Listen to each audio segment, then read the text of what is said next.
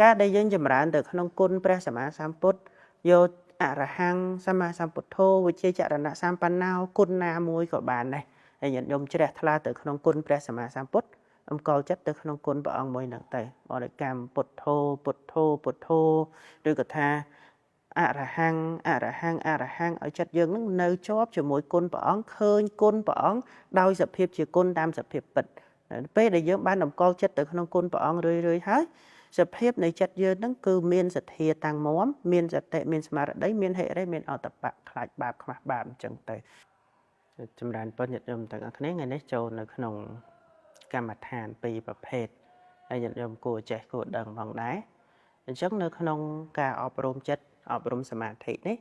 ញាតិញោមត្រូវស្គាល់កម្មដ្ឋាន2បែបកម្មដ្ឋានបែបទី1ហ្នឹងយើងឲ្យឈ្មោះថាសព្បេតកកម្មដ្ឋានកម្មដ្ឋានទី2ឈ្មោះថាបរិហារិយកម្មដ្ឋានបងសព្បេតកកម្មដ្ឋាននេះជាប្រភេទកម្មដ្ឋានដែលយើងត្រូវចម្រើនក្នុងការរស់នៅប្រចាំថ្ងៃដើម្បីកុំឲ្យការរស់នៅរបស់យើងនេះប្រាសចាកកម្មដ្ឋានហើយដែលយើងឲ្យឈ្មោះថាសព្បេតកៈនឹងដោយសារជាកម្មដ្ឋាននឹងឧបការៈដល់កម្មដ្ឋានដតីហើយកម្មដ្ឋាននឹងទៀតជួយឲ្យយើងរស់នៅបច្ចុប្បន្ននឹងប្រកបជាមួយកុសលផងដែរឲ្យយើងរស់នៅសពថ្ងៃនឹងនៅជាសុខអញ្ចឹងណាបងនៅក្នុងសព្បេតកកម្មដ្ឋាននេះព្រះអង្គសម្ដែងកម្មដ្ឋាន2ប្រភេទឬក៏ថា3ប្រភេទ4ប្រភេទក៏បានដែរបងទី1ហ្នឹងតកតងនឹងការចម្រើនមេត្តាភាវនាការដែលតម្កល់នៅមេត្តាជាប្រចាំថ្ងៃញាតិញោមនៅផ្ទះតម្កល់មេត្តាជាមួយអ្នកក្នុងផ្ទះរបស់យើងបង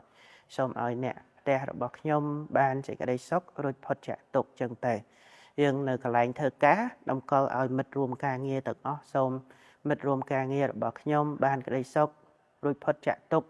នៅក្នុងភូមិណានៅក្នុងស្រុកណាសូមឲ្យអ្នកភូមិអ្នកស្រុកខ្ញុំបានក្តីសុខរួចផុតចាកទុក្ខទាំងទៅហើយផ្សាយដល់ទេវតាដែលថែរក្សាភូមិស្រុកផ្ទះសម្បែងសូមឲ្យទេវតាថែរក្សាផ្ទះសម្បែងខ្ញុំក្តីទេវតាថែរក្សាភូមិស្រុកនេះក្តីបានសេចក្តីសុខរួចផុតចាកទុក្ខតម្កល់នៅសេចក្តីស្រឡាញ់បែបហ្នឹងជារឿយជាប្រចាំហ្នឹងទៅ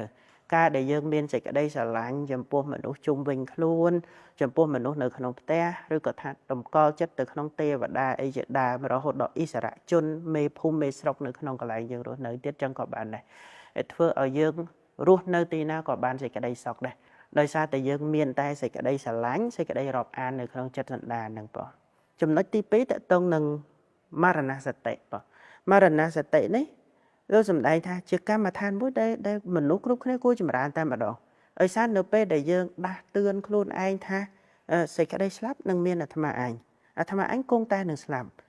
សេចក្តីស្លាប់ហ្នឹងក៏មកដាស់តឿនសតិស្មារតីយើងអត់ឲ្យយើងធ្វើប្រហែសធ្វើអំពើបាបអកុសលទេបងសម្រាប់ភិក្ខុវិញលោកនឹងលះបង់អនេសនៈការស្វែងរកមិនសមគួរលះបង់នៅការប្រព្រឹត្តទុច្ចរិតអីផ្សេងតម្កល់ទៅក្នុងសិលសមាធិបញ្ញាជាមគ្គខាននេះដល់ពេលដែលលោកឃើញភ័យអំពីសេចក្តីស្លាប់ហ្នឹងហើយពីកម្មដ្ឋានដែលយើងគួរតែដឹងបន្ថែមទៀតតកតងនឹង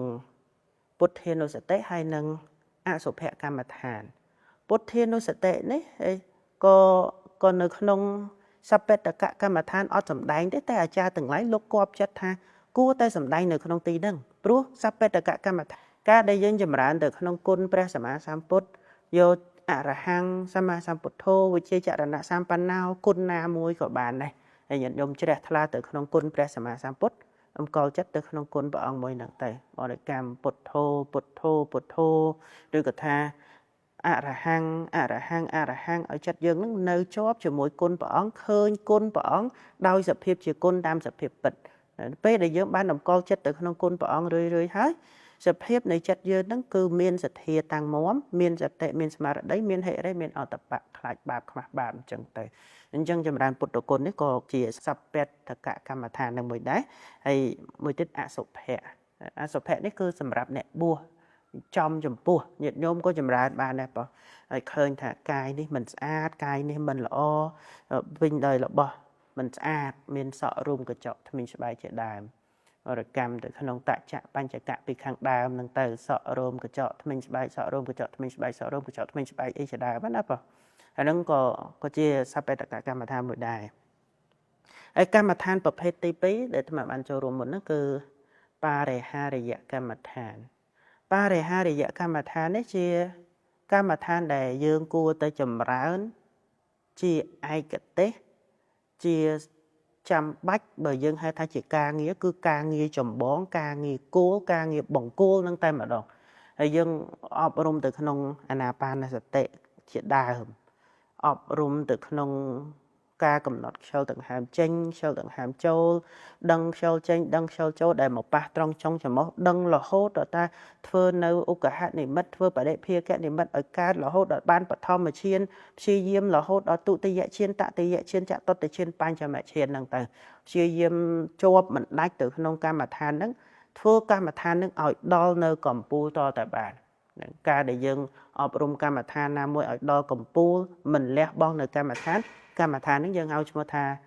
បរិហារយកម្មដ្ឋានបងចឹងណាអញ្ចឹងសរុបសេចក្តីមកវិញក្នុងការរស់នៅសប្ថ្ងៃហ្នឹងញាតិញោមបើប្រាថ្នាអប់រំកម្មដ្ឋានត្រូវមានកម្មដ្ឋានទាំងពីរបែបបងទីមួយគឺសពតកកម្មដ្ឋានដែលអាត្មាភាពបានលើកហើយថាចម្រើនមេត្តាឬក៏ចម្រើនពុទ្ធានុសតិមរណសតិឬអសុភកម្មដ្ឋានហ្នឹងទៅហើយមួយកម្មដ្ឋានទី2ដែលយើងត្រូវមានគឺបរិហារយកម្មដ្ឋានហើយយើងគួរតែចម្រើនកម្មដ្ឋានណាមួយដើម្បីឲ្យបានឈានបានសមាបត្តិរហូតដល់ថាចតុតឈានបញ្ចមឈានអញ្ចឹងហ្នឹងគឺកម្មដ្ឋានដែលយើងត្រូវសិក្សាឲ្យច្បាស់អំពីគ្រូអំពីអាចារ្យហើយព្យាយាមបប្រតិបត្តិដើម្បីបានជាប្រយោជន៍សុខក្នុងបច្ចុប្បន្នហ្នឹង